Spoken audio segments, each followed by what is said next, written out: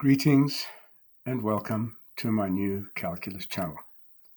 My name is John Gabriel, and today I want to talk about the first major attack on my new calculus by a young professor of mathematics called Jack Huizenga.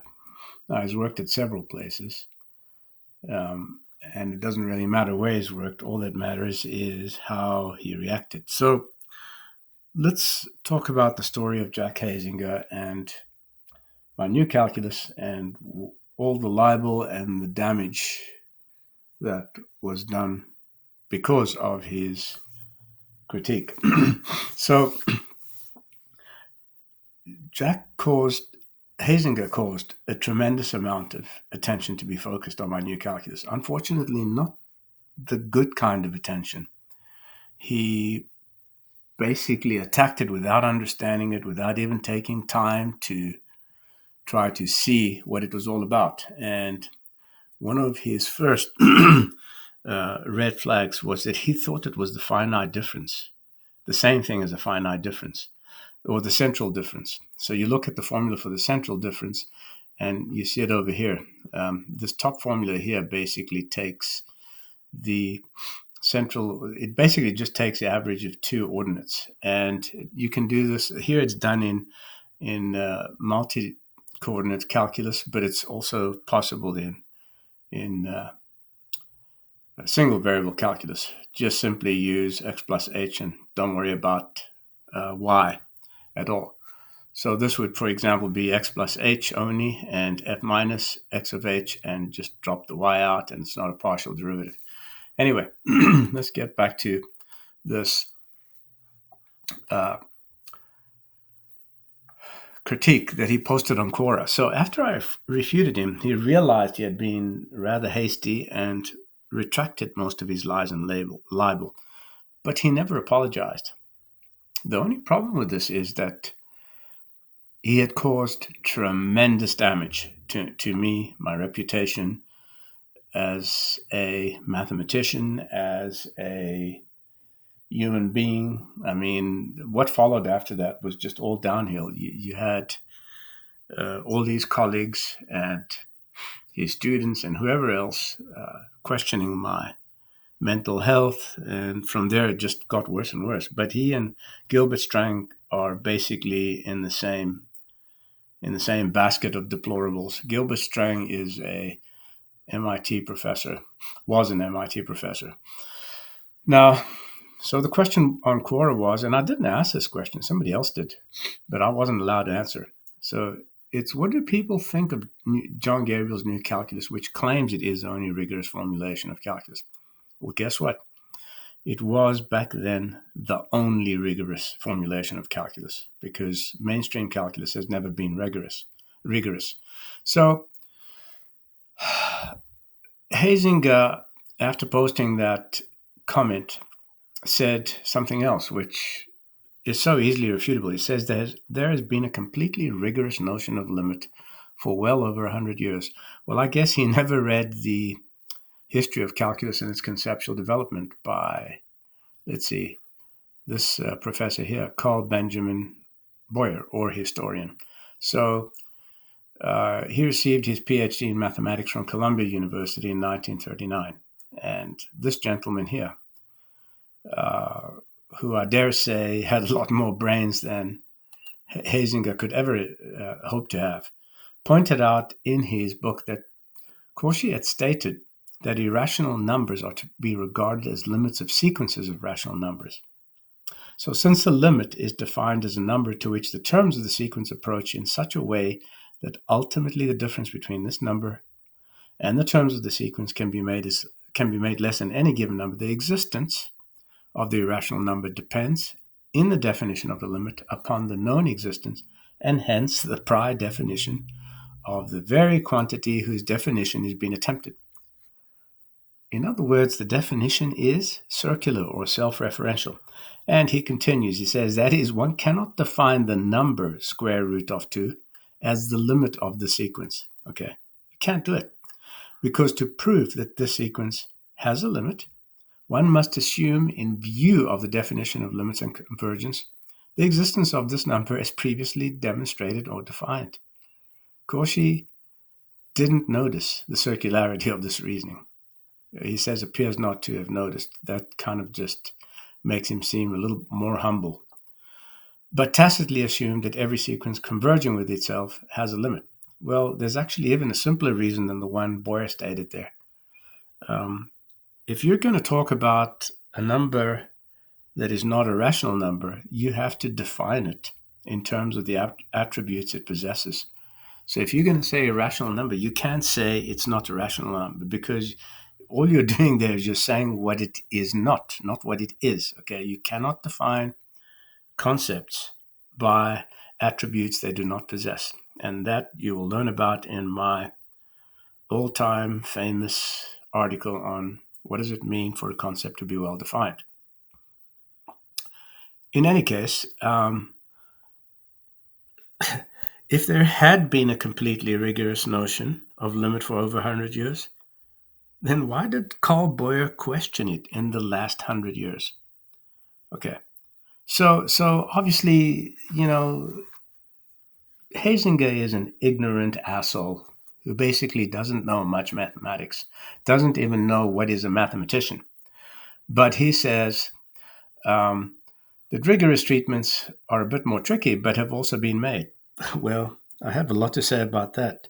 All I'll say is that failed Jewish mathematician called Abraham Robinson is behind something called non-standard analysis. If there was a pile of crap bigger than that pile of crap, well, I'd have to bet on his non-standard analysis crap. It's huge. It's pure rot because infinitesimals don't exist, cannot be well defined, are a delusion in the minds of two of the original supposed fathers of calculus, Newton and Leibniz. Neither Newton or Leibniz understood calculus as well as I do. No one else before I came along understood as well as I do. It was I who explained why Newton's crummy method worked. Okay, his crummy method of non-parallel secant line approximation. I put it on a firm and rigorous footing. Not Newton, not Leibniz, not Cauchy, not that idiot Weierstrass or anybody else who came after them. In any case, and you'll see that in my article called The Holy Grail of Calculus, which, by the way, you'll find a lot of my articles on the site. And you'll see that I'm one of the top read authors. Okay, I have over 252 papers, one book, and 7 videos. So go to the site and follow me to become wiser than you ever imagined. So basically, he says that there wasn't a problem with calculus. But look at what one of his colleagues, Professor Knisley, goes on to say. He says, clearly our calculus course does not prepare scientists in other fields to recognize, understand, and utilize the calculus that many of their fields are based on. In fact, basically, you get a lot of graduates coming out there who supposedly were trained in calculus, but they don't understand calculus. They don't get it the first time round. Our colleagues don't get it, and our students are still not getting it. It's no wonder that one of the most common occurrences in higher education is that of a non-mathematics faculty member discovering that something they were doing is calculus. In other words, they don't even know what they're doing, but they're teaching it, and many production morons are coming off the production line. Okay, many morons. At the very least, we feel justified in asserting that there is still a crisis in calculus education. And Knisley goes on to say, however, in the calculus curriculum, most of the associations are circular. All too often, a given concept this is a mainstream professor, by the way, people. I'm not saying this. Knisley said this in an article published on the internet. And it's called Facing the Crisis in Calculus Education. All too often, a given concept is associated with a concept that is defined in terms of the original concept. I dare say this Knisley character did do a bit of thinking, which is very unusual for mainstream mathematics professors who normally just tell their students that's a definition, accept it, and run with it, or that's the result. It doesn't matter if you understand it. What matters is that you know how to use it. Well, there is a problem with that some way down the road, because if you only know how to use a certain concept but don't understand it, how can you actually progress? How can you reach new knowledge? How can you realize new knowledge? You can't. So, such connections increase the complexity of a concept without shedding any insight on the concept itself. And he says, not surprisingly, these concepts are motivated with circular associations, are the ones most often memorized with little or no comprehension. Guess what? That's what students do. Even the very best ones, the ones that graduate summa cum laude, everybody thinks, wow, these people are such geniuses. But the truth is, they're a bunch of morons, okay? Retards of the worst order. And the fact is that they go around pretending that they know everything when they actually don't. So, and what comes to mind immediately when I read that paragraph are names like Jean-Pierre Massager, Marcus Kleiber, Zelos Malem, and I could go on and on and on. If I had to stay on that, I'd probably be here till maybe the end of next year. So, as for calculus being rigorous, we will hold off on that one until you have read my new calculus. That was one of my responses to Huizenga. And he said there is no point in trying to remove limits or infinitesimals from a discussion of calculus. Wow. Talk about being open-minded. Talk about knowledge being established by decree. Knowledge is always subject to questioning. All knowledge is questionable. Okay, no knowledge is ever past further investigation. No knowledge, especially this rot of limits and infinitesimals. And of course, all knowledge is subject to correction and revision. Okay, all knowledge. It's easy to see that our moron academic knows nothing about Newton's calculus and how Newton arrived at knowledge of it, because even Newton didn't know it. So the author's main objection. So now he makes a statement here that is actually totally untrue. The author's main objection to the standard treatment of calculus via real analysis seems to be that he does not understand it. Well, I mean, that's obviously hogwash, because I understand mainstream real analysis probably better than anybody else on the planet. And I have never made such a claim anywhere on the internet. I reject real analysis, not because I don't understand it. Few can understand it as well as I do. Rather, because it deals with a topic about a non-existent concept, the real number. There is no such thing as a real number. Okay, don't talk to me about Dedekind cuts or Cauchy sequences, classes of equivalent Cauchy sequences, or any of that garbage. That's all rot. Okay, only Euclid and I understood what is a number. Okay, and anyone between Euclid and I has no idea. But he continued, and he says, the errors in the new calculus are too numerous for it to be worth going through the whole text. Can you see, people? He didn't even bother studying the material. That's the typical attitude, the typical approach of mainstream mathematics academics. They're lazy, ignorant, stupid dogs, not worthy to even be called math professors, because they waste their time writing dissertations that are not worth the paper they're printed on.